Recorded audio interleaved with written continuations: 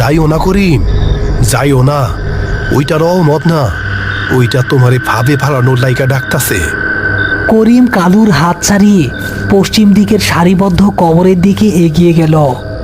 কুয়াশা এতটাই ঘন যে 2 হাত দূরের জিনিসও ঠিকমতো দেখা যাচ্ছে না। রহমত আলীর নতুন কবর, বাঁশের বেড়া দেওয়া।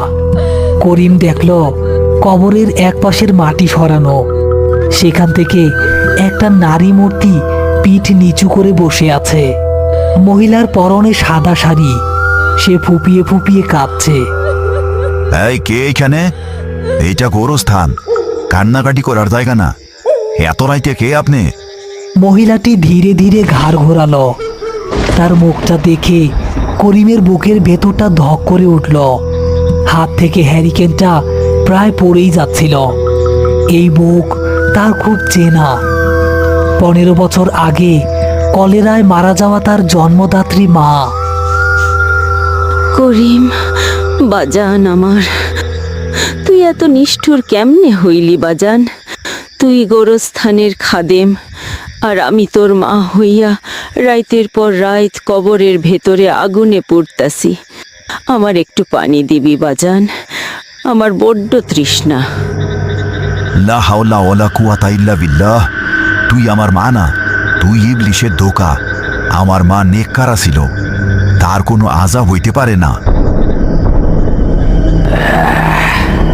তুই অনেক বুঝস না রে করিম। তুই ভাবছস লোহার শিক আর তাবিজ দিয়া আমারে আটকায় রাখবি। মহিলাটি এবার উঠে দাঁড়ালো। তার সাদা শাড়িটা নিচ থেকে ধীরে ধীরে কালো হতে শুরু করলো। মুখটা গলে গিয়ে একটা বীভৎস রূপ ধারণ করলো, যার কোনো চোখ নেই, শুধু মুখের জায়গায় একটা বড় কালো গর্ত। আর সেই গর্ত থেকে একসাথে রতন, ময়না আর কালু ফকিরের গোংরানির আওয়াজ বের হতে লাগলো। তুই আমার শিকার কাইলা নিছিলি করিম। আইজ আমি তোর সবগুলা আপন মানুষ রে এক লগে শেষ করব। তুই কারে বাঁচাবি, তোর রতন রে নাকি তোর নিজের জান? হঠাৎ করিমের পেছন থেকে কালু ফকিরের আর্তনাদ শোনা গেল। করিম দ্রুত ঘুরে দাঁড়ালো। দেখলো দূরে যেখানে সে কালু ফকিরকে বসিয়ে এসেছিল, সেখানে কালু শূন্যে ঝুলছে। কোনো অদৃশ্য হাত যেন তার গলা চেপে ধরে তাকে উপরে তুলে রেখেছে। কালু ছটফট করছে আর করিমের দিকে বাঁচার আকুতি নিয়ে তাকাচ্ছে। না কালু ভাই! করিম লোহার শিকটা নিয়ে কালুকে বাঁচানোর জন্য দৌড়াতে যাবে, ঠিক তখনই তার পায়ের নিচের মাটি ধসে গেল। সে কোমর পর্যন্ত একটা পুরনো কবরের ভেতর দেবে গেল। মাটি যেন 2 পা শক্ত করে কামড়ে ধরেছে। সে কোনোভাবেই আর উঠতে পারছে না।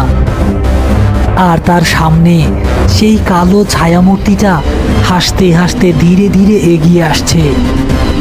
কি রে করিম, তোর বুকের সাহস হয়ে গেল?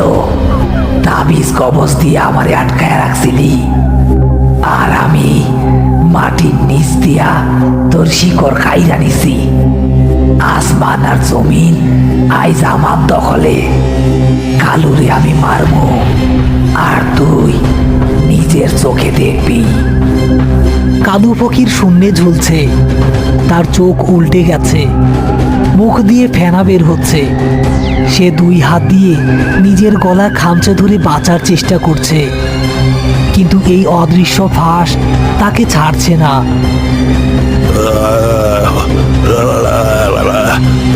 করিম, করিম, করিম বাঁচাও। ইবলিশের বাচ্চা, তুই আমারে চিনস নাই? আমি করিম। এই গোরস্থানের মাটি আমার চিরচেনা। এই মাটির নিচে শুইয়া থাকা মোর্দার উপরে তোর কোনো জোর নাই, তুই শুধু মায়া। করিম তার ডান হাতে ধরা লোহার শিকটা সজোরে নিজের সামনের মাটিতে গেঁথে দিল। আল্লাহু আকবার! এবং চোখ বন্ধ করে বজ্রকণ্ঠে পাঠ করতে শুরু করলো সূরা ইয়াসিনের আয়াত। তার ভরাট গলা রাতের নিস্তব্ধতা চিরে চারদিকে ছড়িয়ে পড়ল। লোহার শিকটা মাটিতে গেঁথে দেওয়ার সাথে সাথেই গোরস্থানের মাটি যেন কেঁপে উঠল। তার কালো গর্তের মতো মুখ থেকে একটা যন্ত্রণাদায়ক গোংরানি বেরিয়ে এলো। শূন্যে ঝুলতে থাকা কালো ফকির ধপাস করে মাটিতে পড়ল। সে জ্ঞান হারিয়ে ফেলেছে, কিন্তু তার বুকটা এখনো উঠানামা করছে। করিম, তুই এটা ভালো করলি না। তুই আমার আগুন নিভাইতে পারবি না। মূর্তিটা ধীরে ধীরে গলে গিয়ে কালো ধোঁয়ায় পরিণত হতে লাগলো এবং মাটিতে থাকা রহমতের কবরের ফাটল দিয়ে নিচে মিলিয়ে গেল। করিমের পায়ের বাঁধনও আলগা হয়ে এলো।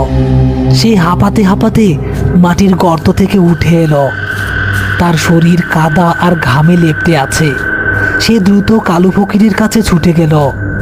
আর ঠিক একই সময়ে রতনের বাড়ির ভেতরে রতন আর ময়না ঘরের ভেতর শ্বাসরুদ্ধ অবস্থায় বসে আছে।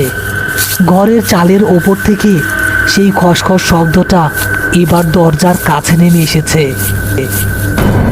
ময়না রে, আমি আমি পুইরা যাইতাছি রে মা। আমারে একটু পানি দে। ও ময়না, তোর পা ধরতাছি রে মা। আমি না তোর বাপ, দরজাটা একটু খোল। আমি আর সহ্য করতে পারতাছি না। আব্বা, ও আব্বা, আপনি যান গা। আল্লাহ গো, আমার আব্বার গলা কেমন করে নকল করতেছে এই শয়তান। ময়না, তুমি কাইন্দো না। এইটা তোমার আব্বা না, এইটা শয়তান। ভাইজান আমারে যে রূপার তাবিজটা দিছিল, দেখো সেইটা কেমনে গরম হইয়া আগুন হইয়া যাইতাছে। শয়তান আমাদের ধোকা দিতে পারে নাই বইলাই তো